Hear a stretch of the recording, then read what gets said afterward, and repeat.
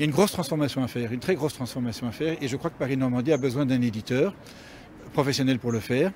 Il y a 2 projets, et je crois que voilà, chaque projet a ses mérites. Et en tout cas, nous, ce serait notre premier projet en France. Enfin, nous avons été actionnaires de Libération pendant 10 ans, mais ici, ce serait le vrai premier grand projet. Et on est très très motivés à contribuer à cette transformation de Paris-Normandie. Au départ, notre plan a toujours été celui qui avait le plus d'emplois gardés. Donc voilà, ça c'est l'avantage de la concurrence dans ce genre de processus. Je dirais, c'est déjà un premier acquis. Il y a plus d'emplois, même si malheureusement le plan est lourd, mais il y a plus d'emplois repris que ce qui était initialement envisagé. L'imprimerie est reprise, donc ça je crois que c'est une très bonne nouvelle et je crois que nous y avons contribué de manière déterminante.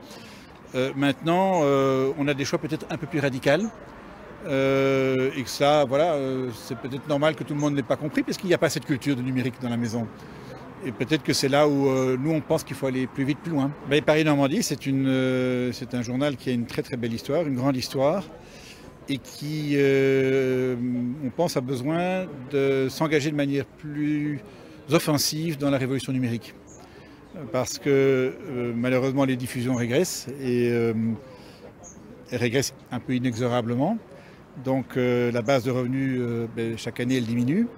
Alors qu'il y a un marché qui se développe, et ça c'est assez nouveau depuis quelques années, qui est un marché des abonnements numériques. Mais ça nécessite de transformer beaucoup de choses dans l'entreprise pour prendre à bras-le-corps ce challenge, pour développer une entreprise plus technologique et qui soit celle où les Normands s'abonnent sur leur portable, leur GSM, pour avoir l'information de la Normandie, et d'ailleurs.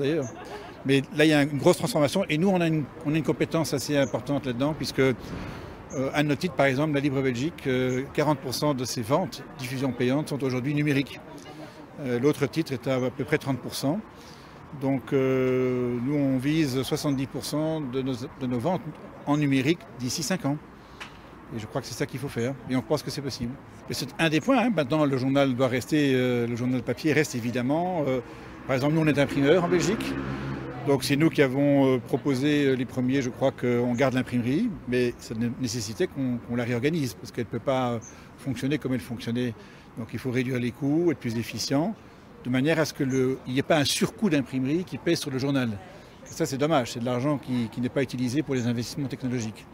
Bon, nous, on a découvert cette entreprise qu'on ne connaissait pas et je crois que tout le monde dans l'entreprise doit se poser des questions, pourquoi est-ce qu'on en est là?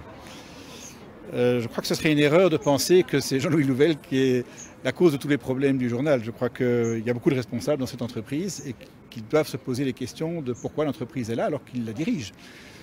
Voilà, donc on est un peu parfois dans... C'est facile évidemment de critiquer quelqu'un qui est extérieur, ça permet de ne pas se poser les vraies questions. Donc nous on dit posez-vous les vraies questions. Parce que demain, de toute façon, il va falloir se poser les vraies questions. Et je ne crois pas que c'est une question de Jean-Louis Louvel ou pas Jean-Louis Louvel.